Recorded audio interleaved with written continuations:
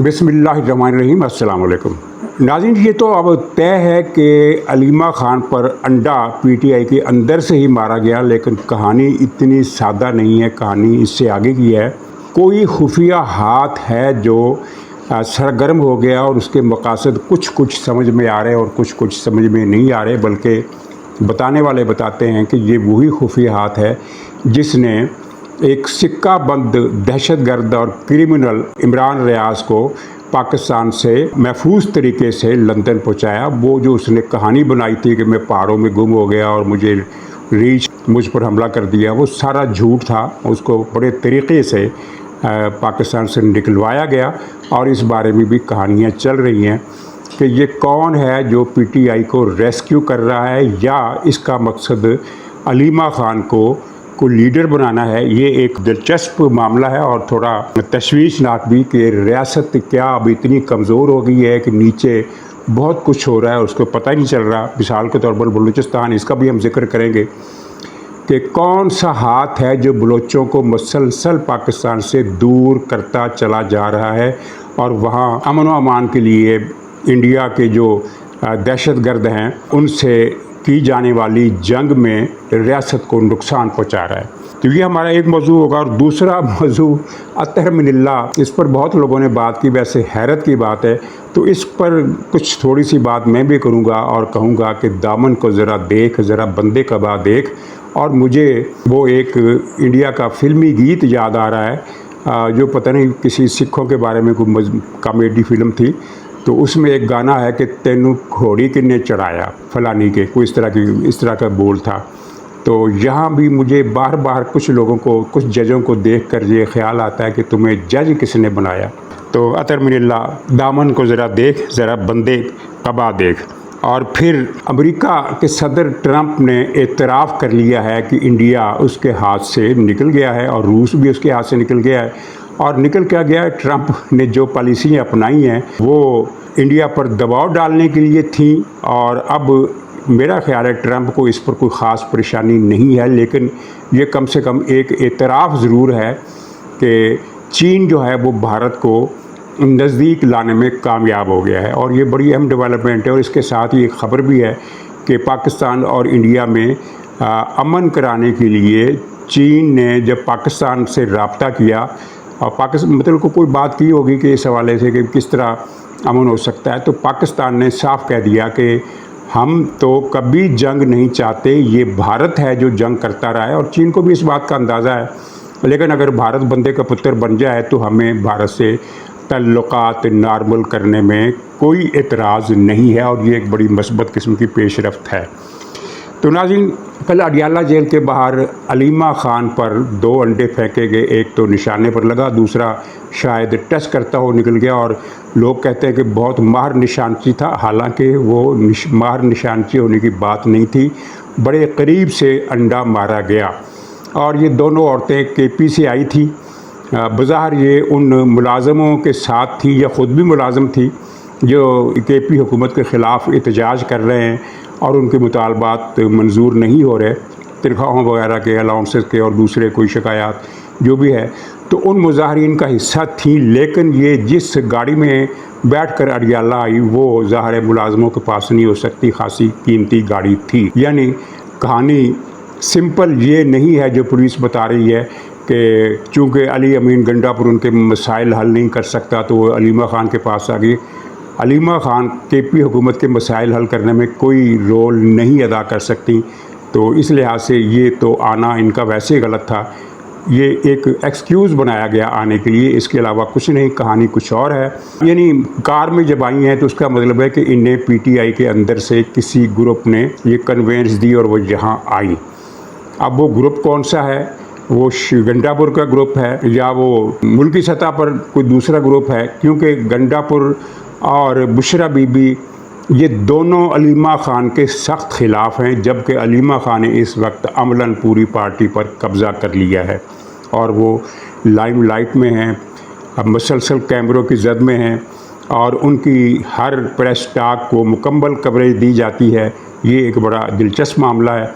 PTI के किसी भी ग्रुप से इनका ताल्लुक़ हो, हमलावर लड़कियों का, हमलावर ख़वातीन का, जो केपी में मुलाज़म बताई गई हैं, ग्रुप किसी से भी ताल्लुक़ हो, लेकिन कहानी जो है वो ये बताई जा रही है कि हलीमा खान को एक लीडर बनाकर पेश किया जा रहा है। और एक साहब ने मुझे ये भी कहा कि जिस तरह नवाज शरीफ साहब को हटाकर, रास्ते से हटाकर शहबाज शरीफ को लाया गया, इसी तरह इमरान खान को अब हटाकर हलीमा खान को पीटीआई की क़यादत दिए जाने का फ़ैसला हो चुका है। कहाँ हो चुका है?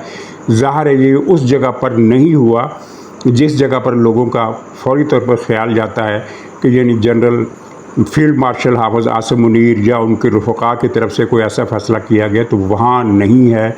ये निचली सतह पर है, और निचली सतह कितनी कारगर होती है इसके तजर्बात हम परवेज़ मुशर्रफ के दौर से, बल्कि ज़ियाउल हक़ के दौर से लेकर अब तक बार बार देख चुके हैं कि निचली सतह आम तौर पर ऊपर वालों से कंट्रोल नहीं होती। नीचे वाले अपनी पोजीशन वो इस तरह वो मोर्चा बंद करके बैठे होते हैं कि उनको हिलाना मुश्किल होता है, और एक नेटवर्क पैरेलल यानी जिसको इस्टेब्लिशमेंट के अंदर एक और नेटवर्क चल रहा होता है और जो बहुत कुछ कर रहा होता है। मिसाल के तौर पर मैं आपके सामने एक बात रखता हूँ। पीटीआई के जो सोशल मीडिया एक्टिविस्ट हैं, जिनमें उनके टीवीब भी हैं और उनके यूट्यूबर्स भी हैं, दोनों हैं, ये पाकिस्तान के ख़िलाफ़ इस तरह की हर्जा सराई करते हैं कि अगर कोई और किसी और पार्टी का आदमी करे तो वो साल पहले गिरफ़्तार हो चुका होता और उसकी ज़मानत भी ना होती, ऐसा बंदोबस्त होता। पीटीआई के लोग मसलसल गालियां दे रहे हैं। ये 6-7 यूट्यूबर नहीं हैं, ये कोई 15-20 यूट्यूबर हैं। और मैं उनकी बात नहीं कर रहा जो पाकिस्तान से बाहर बैठे हुए हैं। जो पाकिस्तान से बाहर बैठे हुए वो भी इस तरह फ़रार नहीं हुए। आफ्ताब इकबाल हो या मुईद पीरज़ादा हो या इमरान रियाज हो या ये जो बड़ा एक नैब वाला मस्टंडा क्या नाम था उसका, शहजाद अकबर, वो हो, ये सारे के सारे भगाए गए हैं। बड़े तरीके से प्रोटेक्शन देकर इनको भगाया गया है। और पाकिस्तान में जो लोग हैं, न सिर्फ ये है कि उनको भी पूरी प्रोटेक्शन हासिल है, बल्कि इतला तो ये है कि उनको मंथली भी मिल रही है। अभी तक वो मंथली जो जनरल फैज़ और बाजवा ने शुरू कराई थी, वो मंथली अभी तक उनको मिल रही है। ये किन को मिल रही है, ये जानने के लिए आपको देखना होगा कि कौन ज़्यादा गंदी और गलीज़ ज़बान इस्तेमाल करता है, कौन गालियाँ देता है, कौन ये कहता है कि भारत पाकिस्तान को चपेटे मारेगा, कौन ये कहता है कि हमला हुआ तो पाकिस्तान ये वहाँ भारत का साथ देगी, और कौन ये कहता था कि पाकिस्तानी फ़ौज के तो हाथ पर ही कुछ नहीं है, ये तो छितर खाएंगे। ये सारी बातें करने वाले जो हैं ये बहुत बड़ी प्रोटेक्शन में हैं, बहुत बड़ी प्रोटेक्शन में, कोई इनको हाथ नहीं लगा सकता। और जब सब लोगों ने ये तबसरा किया था कि जनाब यूट्यूबर्स की शामत आ गई, उन पर केस दर्ज हो गए, उनकी गिरफ़्तारी के आर्डर हो गए, उनके यूट्यूब चैनल बंद हो गए, तो मैंने इस पर कोई प्रोग्राम नहीं किया था। और इसीलिए नहीं किया था कि मुझे किसी ने बताया था कि इनके ख़िलाफ़ कुछ नहीं हो सकता, इनके पीछे बहुत ताकतवर लोग हैं। हुकूमत की ये मजाल नहीं कि इनमें से किसी एक यूट्यूबर को भी गिरफ़्तार कर सके या उसका प्रोग्राम बंद करा सके, और वो हुआ। आप देखा कि वो पहले से ज़्यादा गालियाँ दे रहे हैं, पहले से ज़्यादा पाकिस्तान की बदनामी कर रहे हैं, इंडिया के मुकाबले में पाकिस्तान को बदनाम कर रहे हैं। और इनमें तो एक वो भी है जिसने जाफर एक्सप्रेस पर BLA के दहशतगर्दों के हमले पर जश्न मनाया था और ये कहा था कि देखो BLA के लोग अखलाकी तौर पर कितने आला लोग हैं कि औरतों और बच्चों को जाने दिया, और पाकिस्तानी फ़ौज को देखे ये औरतों को छोड़ती है ना बच्चों को छोड़ती है। पाकिस्तानी फ़ौज की तो अखलाकियात का दिवालिया निकल चुका है। ये इस तरह की बातें जिसने की उसको भी किसी ने नहीं पकड़ा और पकड़ेगा भी नहीं। ये जो मुझे अब मालूम हो रहा है ना, ये चीज़ें बड़ी मिस्टीरियस है। तो हलीमा खान के बेटे गिरफ़्तार हुए और एक बेटे पर तो कोई इल्ज़ाम जो था वो इतना ज़्यादा क्लियर नहीं था और मैंने कहा था कि इसको तो छोड़ दिया जाएगा, लेकिन दूसरे के जराइम बहुत संगीन थे और सारे सबूत इदारों के पास मौजूद हैं, लेकिन उसको भी मक्खन से बाल की तरह निकाल लिया गया। यानी हफीज़ुल्लाह नियाज़ी साहब के बेटे को तो 10 साल कैद हो गई, जिसका जुर्म इनके मुकाबले में छोटा था, और ये जो है हलीमा खान के बेटे, इनको मक्खन से बाल की तरह निकाल दिया गया और इनकी शोहरत भी कर दी गई, इनको बाकायदा लीडर बना दिया गया। और हलीमा खान की बल्ले बल्ले हो गई कि हलीमा खान कैसी शेर के बच्चों की माँ है, कमाल है। ये कौन करवा रहा है, ये देखने वाली चीज़ है। वो जो मरियम रियाज़ भट्टू है, जो पीटीआई की बहुत सारी मादर मलकाओं में से एक मलका है। मादर मलकाओं का सिलसिला आप समझते हैं ना, पीटीआई के अंदर बहुत ज़्यादा, कोई 1-2 मादर मलका नहीं है, पता नहीं कितनी मादर मलकाएँ हैं।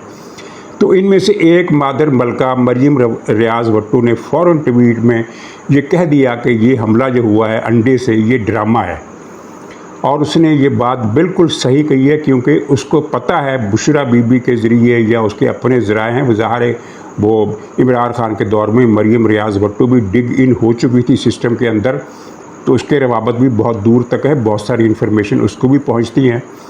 تو اس نے بھی کہہ دیا کہ یہ ڈرامہ ہے تو یہ ڈرامہ، لیکن اس ڈرامے کے پیچھے پی ٹی آئی کے اندر کی رسا کشی جو ہے صرف ایک فیکٹر وہی نہیں ہے، بلکہ معاملہ کچھ اونچی سطح کا ہے۔ تھوڑا سا ذکر میں بلوچستان کا کر دوں۔ بلوچستان میں حالات مسلسل خراب ہیں، اور عوام کی طرف سے جو سپورٹ ریاست کو ملنی چاہیے تھی اس کو ختم کیا جا رہا ہے۔ آپ دیکھیے کہ ان میں وہ ہمارے صحافی بھائی بھی شامل ہیں جو محض اوپر والوں کو خوش کرنے کے لیے فتوے لگا دیتے ہیں کہ یہ بھی غدار ہے، وہ بھی غدار ہے، یہ بھی غدار ہے، وہ بھی غدار ہے۔ اس طرح نہیں ہوتا۔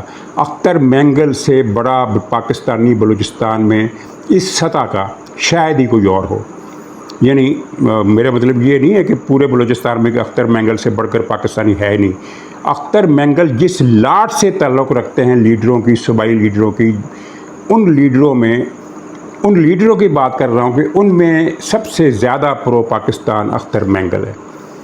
اس کو اختر مینگل کو مسلسل غدار کہا جا رہا ہے ہمارے کچھ صحافی بھائیوں کی طرف سے۔ کون ہے جو اختر مینگل کو وہاں تک لے جانا چاہتا ہے جہاں پہلے کئی اور لیڈر جا چکے ہیں؟ اسی طرح محمود اچکزئی، یہ نواز شریف کے خلاف جب سازش ہوئی تھی تو اچکزئی صاحب نے بڑھ چڑھ کر نواز شریف کا ساتھ دیا تھا، تو اس وقت ہمارے یہی صحافی محمود اچکزئی کی تعریفیں کر رہے تھے۔ اب وہی صحافی کہہ رہے ہیں کہ اچکزئی تو غدار ہو گئے، عمران خان کا ساتھ دے رہے ہیں، بڑی غلط بات ہے، یہ ایک ان کی حماقت ہے، اچکزئی صاحب کی غلطی ہے۔ کسی سمجھدار انسان کو عمران خان کی حمایت کا سوچنا بھی نہیں چاہیے، لیکن اچکزئی صاحب سوچ رہے ہیں ایسا، ٹھیک ہے، لیکن اس کا مطلب یہ نہیں ہے کہ وہ غدار ہے۔ ان کے ساتھ زیادتیاں کی گئی ہیں اچکزئی صاحب کے ساتھ۔ مثلا انہوں نے کہا تھا کہ گریٹر پشتونستان بنایا جائے، تو اس کا ترجمہ ہمارے میڈیا کے لوگوں نے یہ کیا کہ یہ پاکستان سے توڑ کر گریٹر پشتونستان بنانا چاہتے ہیں، حالانکہ انہوں نے صوبوں کی از سر نو تشکیل کا مطالبہ کیا تھا۔ اگر کوئی پنجابی شر پسند 32 صوبوں کا مطالبہ کر دے تو اس پر غداری کا الزام نہیں لگتا، لیکن اگر کوئی پشتون لیڈر یہ کہہ دے کہ صوبوں کی از سر نو تشکیل ہونی چاہیے تو وہ غداری ہو جاتی ہے۔ اچکزئی صاحب سمپل یہ کہہ رہے تھے کہ بلوچستان کا جو پشتون اکثریتی علاقہ ہے وہ بلوچستان سے الگ کر کے اس کو خیبر پختونخوا کے ساتھ ملا دیا جائے، جس طرح فاٹا کو ملایا گیا ہے، اور اس طرح ایک گریٹر پشتون صوبہ بن جائے گا۔ اس میں غداری کی کیا بات ہے؟ یہ تجویز غلط ہو سکتی ہے، ناقابل عمل ہو سکتی ہے، آپ نہ کریں اس پر عمل، اس مطالبے کو مسترد کر دیں، لیکن اس مطالبے کا غداری سے کوئی تعلق نہیں ہے۔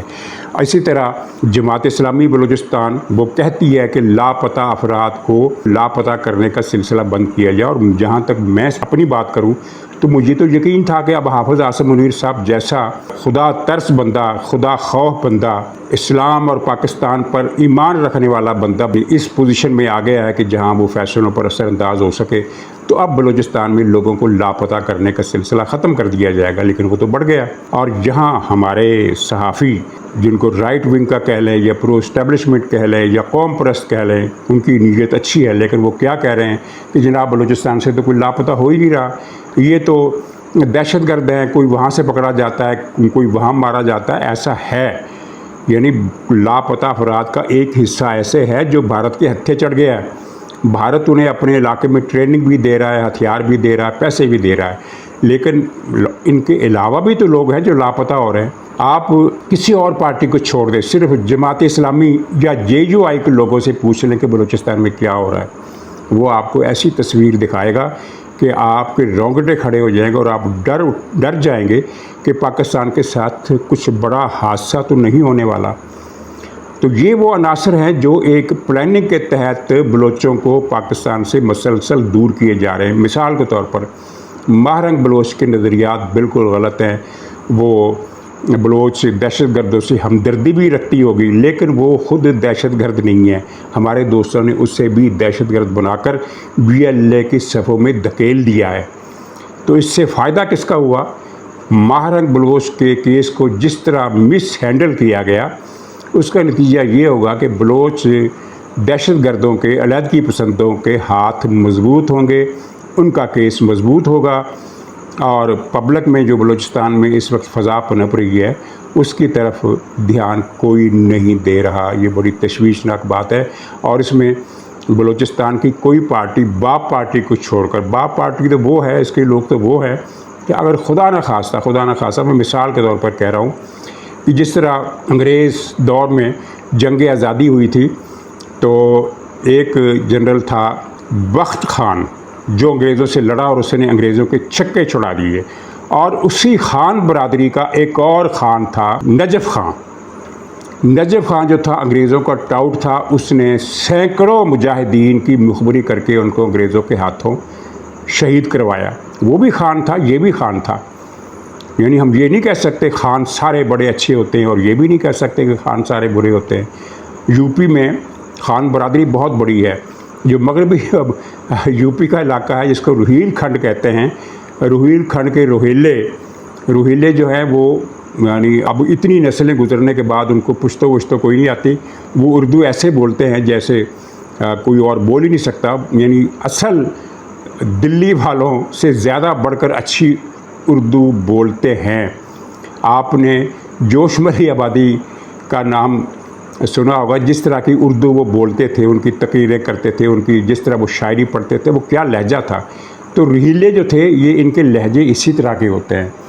रोहिले पठान यूपी में बड़ी भारी तादाद में आबाद थे, कुछ पाकिस्तान भी आ गए, लेकिन अब भी यूपी में उनकी बहुत बड़ी तादाद मौजूद है। तो वो खैर बात में किधर से किधर ले गया। ये जो गद्दार हैं नजफ़ खान जैसे, ये बाप पार्टी बनाते हैं। अगर उस वक्त अंग्रेज़ों ने कोई पार्टी बनाई होती तो इनको लेकर आप पाकिस्तान को बचाएंगे, ये सोचने की बात है। नाज़रीन, थोड़ा सा जिक्र अतर मिनल्ला का, वो बड़ा इस वक्त उसको जोश चढ़ा हुआ है, और ये एक गेम है। इसके पीछे मंसूर अली शाह और इस्लामाबाद हाई कोर्ट के 5 जज, फिर ये अतर मिनल्ला, ये इनके पीछे कोई हाथ है जो इनको उकसा रहा है, और इनकी जो खुजली है वो ख़त्म ही नहीं होती। तो अतर मिनल्ला ने कराची में जो खिताब किया उसमें उसने कहा कि हमारी अदलिया का रिकॉर्ड, 75 साल रिकॉर्ड काबिल फ़ख्र नहीं रहा। तो मैं यही कहूँगा कि शायद उनका इशारा बिंदियाल की तरफ है। एक वारदातिये को जब नैब ने पकड़ा और उसका रिमांड भी ले लिया, तो बिंदियाल ने अदालत लगा ली और उसको, मुजरिम को, वारदातिये को लाने के लिए मर्सिडीज़ भेजी, और जब वो आया तो कहा कि गुड टू सी यू, और फिर उसको ज़मानत दी, सरकारी रेस्ट हाउस का मेहमान बनाया, उसके लिए बकरे, दुम्बे, देसी कट्टे शट्टे जो भी वो इमरान खान खाता है वो सब उसका इसने हुक्म दिया बिंदियाल ने कि ये इस इमरान खान और इसके साथी चाहे वो 2000 अफराद को ले आए, सबको देसी बकरे खिलाने हैं। और फिर अगले दिन इस्लामाबाद हाई कोर्ट को हुक्म दिया कि इसकी अगली पिछली तमाम मुकदमात में ज़मानत दी जाए। और ये तारीख़ में, इंसानी तारीख़ में, अदालती तारीख़ में पहली मरतबा हुआ कि जो मुकदमे दर्ज नहीं हुए थे उनमें भी इमरान खान की ज़मानत दी गई। और या फिर वो अतर मिनल्ला का इशारा उस बेंच की तरफ है जिसने परवेज़ इलाही को हुकूमत दिलाने के लिए आइन में तरमीम कर दी, आइन को रीराइट कर दिया। वो बेशरम जज जो थे उनकी तरफ इशारा होगा। उन्होंने परवेज़ इलाही को वज़ीर आला बनाना था, बना दिया, लेकिन परवेज़ इलाही ने उन्हीं के मुंह पर कालक मल दी जब उसने असम्बली तोड़ दी और इन जजों की सारी मेहनत ज़ाया हो गई। या फिर उसका इशारा साकिब निसार की तरफ था जो भरे इजलास में बैठ कर ये कह रहा था कि मुस्लिम लीग के कुछ लोग तो मैं नाहल कर दूंगा, बाकी आप नाहल करवा लें। ये यानी वो जज वो डैम को भी चोरी करके ले गया, डैम फंड भी चोरी करके ले गया। अब उसका कोई पता ही नहीं है कि वो बाबा साकिब निसार कहाँ है। तो मेरे ख्याल है बिंदियाल का इशारा इन्हीं की तरफ था, या फिर शायद अपनी तरफ भी हो। वो जो जस्टिस शौकत सिद्दीकी वाला केस है कि किस तरह उनको बरतरफ करके अतर मिनल्ला को इस्लामाबाद हाई कोर्ट का चीफ जस्टिस बनाने की राह हमवार की गई, वो एक अलग कहानी है, लंबी कहानी है, क्या बताऊँ उसका। तो अतर मिनल्ला को कोई मिले और कहे कि दामन को ज़रा देख, ज़रा बंदे के बाद देख, जितना काबिल शर्म किरदार तुम लोगों का है पाकिस्तान की हिस्ट्री में किसी और का है ही नहीं। तो नाज़रीन इजाज़त दीजिए, इंशाअल्लाह फिर मुलाकात होगी, तब तक के लिए खुदा हाफ़िज़।